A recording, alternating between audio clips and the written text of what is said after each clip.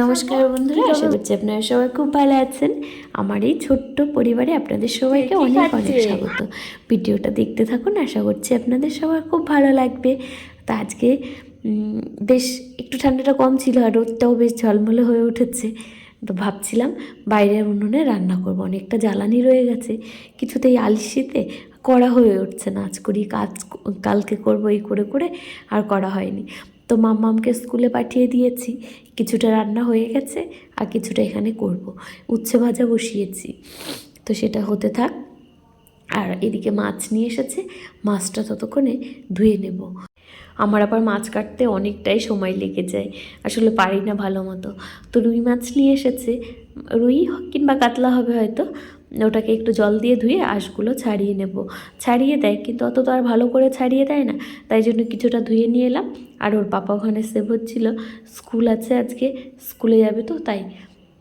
এদিকে মাছ বেশি নেই, 2-1টা আঁশ আছে, ওগুলোই ভালোভাবে এখন যে কটা রান্না করব, ওই 5-6 পিস মতো, ওটাই শুধুমাত্র এখন ছাড়িয়ে নেব। তারপর ওটা ততক্ষণ হতে থাকবে রান্না, বাকিরা মাছটা পরে ছাড়িয়ে নেব আর কি।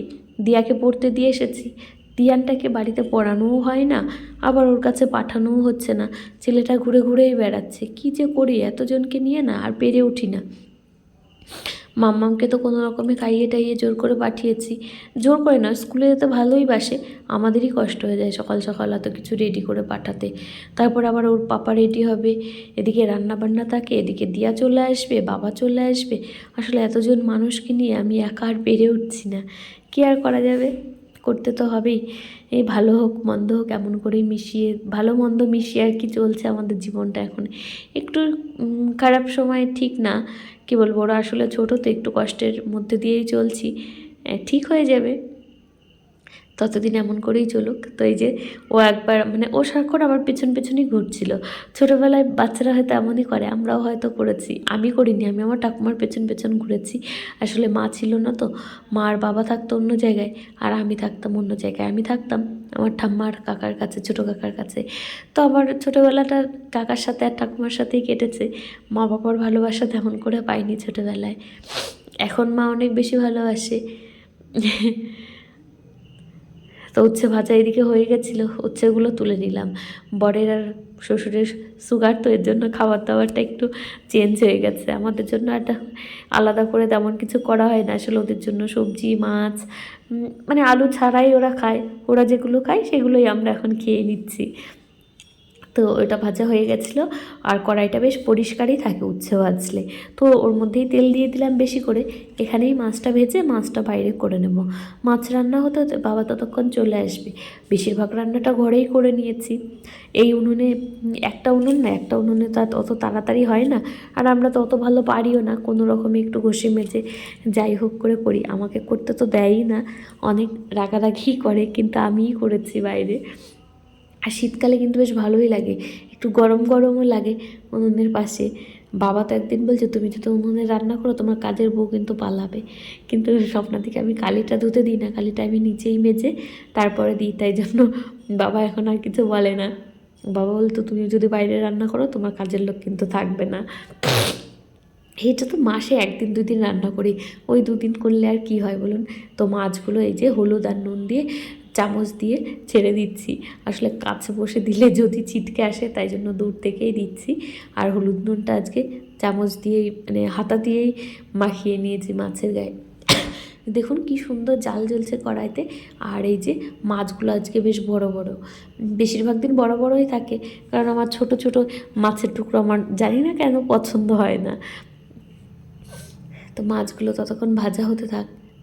আর আমি এদিকে মাছটা রান্না করবার জন্য আলু নিয়ে এসেছে। নতুন আলু খেতে কিন্তু একবেলাই ভালো লাগে, মানে এই সকাল সকাল গরম গরম আলুটাই খেতে ভালো লাগবে। তারপরে যখন তরকারি ঠান্ডা হয়ে যায় না, আলুগুলো কেমন যেন শক্ত হয়ে যায়। এর জন্য আমার নতুন আলু অতটা পছন্দ না, কিন্তু এনেছে, কী আর করা যাবে, ওটা দিয়েই করছি।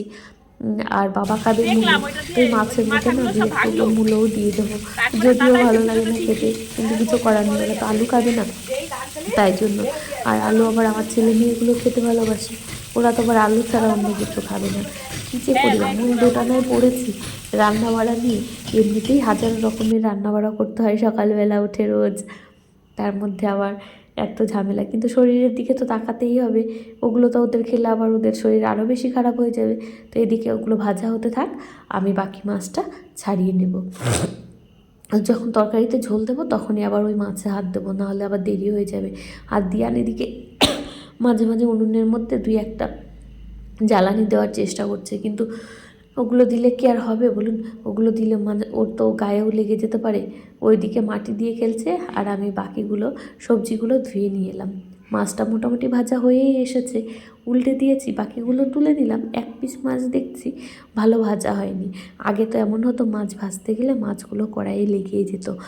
আমার একবার মনে আছে, ফ্রায়েড রাইস বানাতে গেছি, পুরো রাইসগুলো ঘেটে একদম খিচুড়ির মতো হয়ে গেছিলো, পুরো খুদের ভাত হয়ে গেছিলো ফ্রায়েড রাইসের চাল। তো আজকের এই মাছটা দেখে সেটাই মনে পড়ছিল। মাছ ভাজতে গিয়ে যদিও আমার হাত পা যে খুব কম পুড়েছে তা না, অনেক কবারই পুড়ে গেছে। তো একটু জিরে ফোড়ন দিয়ে নিই, জিরে ফোড়ন দিয়ে তারপরে দিয়ে দেবো। কড়াইটা একটু লেগে লেগে এসেছে, তো তার মধ্যেই দিয়ে দেবো। এখন আর ধুতে যাব না, ধুতে গেলে দেরি হয়ে যাবে। ঢেকে দিলাম, তাহলে তাড়াতাড়ি সবজিগুলো সেদ্ধ হয়ে যাবে। দিয়ানপুরকে বলছি যে পাপা একটু পড়ো আমার সাথে, কিছুতেই পড়বে না। ওই দেখুন আরেকটা জ্বালানি এনে যেই আমি সরেছি অমনি টুক করে দিয়ে দিল। আসলে বাচ্চারা যেটা দেখে সেটাই করার চেষ্টা করে। এদিকে এবার রান্নাটা হয়ে যাবে। তো হয়ে গেছিলো, আর এই যে বরমশাই দেখুন তাকিয়েছে, বলছে খাবো না ভাত। আর ইলিশ মাছটা কালকের ওটা ছিল। আর এই যে ব্রোকলি, গাজর, সবজি ওগুলো দিয়ে একটু করেছিলাম, আর উচ্ছে, আর এই মাছটা রয়ে গেছে। আর এটা করেছিলাম হচ্ছে যে কী যেন বলে, কুদ্রি ভাজা। আর ওই আলু ফুলকপি দিয়ে ডিম করেছিলাম, মাছ আর ডাল, আর রুই মাছও করেছিলাম। ও আবার এটা খাবে না, রুই মাছটা বাচ্চারা ভালো খায়, আর ইলিশ মাছটা ওরা ভালো খায়। ইলিশ মাছটা আবার এত কাটা থাকে যে বাচ্চাদেরকে খাওয়া দাঁড়াও দাঁড়াও উলবা, এটা তোমাদের ঠিক আছে। বসো তাহলে, বসো বসো, দিয়া বসো। খাবে বাবা ইলিশ মাছ? খাবে ডিম? হাত দেবে না, হাত দেবে না, মা খাইয়ে দেবে না। দাঁড়াও মা খাইয়ে দিচ্ছি তাহলে। না না, পালালে পড়ে যাবে, পালালেই পড়ে যাবে। পাপা এদিকে এসো, এদিকে এসো। পাপা পালালে পড়ে যাবে। চিপস খাচ্ছে দুজনা লুকিয়ে লুকিয়ে। এই ফোমগুলো বেশ ভালো, এগুলো বিছানায় পেতে নিলে শীতকালে একদম ঠান্ডা লাগে না। আমাকে কে দেবে? দাও আমাকে একটা, দাও। ভিডিওকে দেখাই, ভিডিওতে দেখাবে, তারপরে আমাকে দেবে। ঠিক আছে, দাও, থ্যাংক ইউ।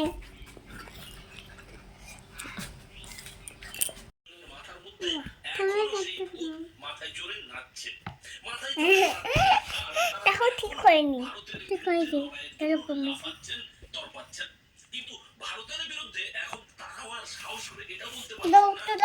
লেখো লেখো, বাহ খুব সুন্দর হয়েছে।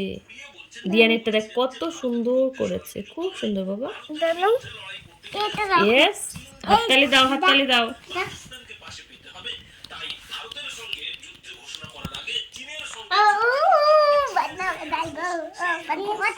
তুমি মুছছো কেন দিয়া?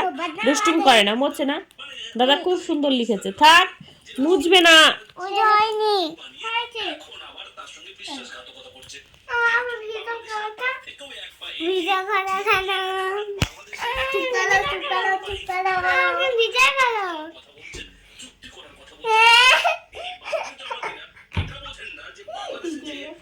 খুব সুন্দর হয়েছে বাবা, ঠিক আছে।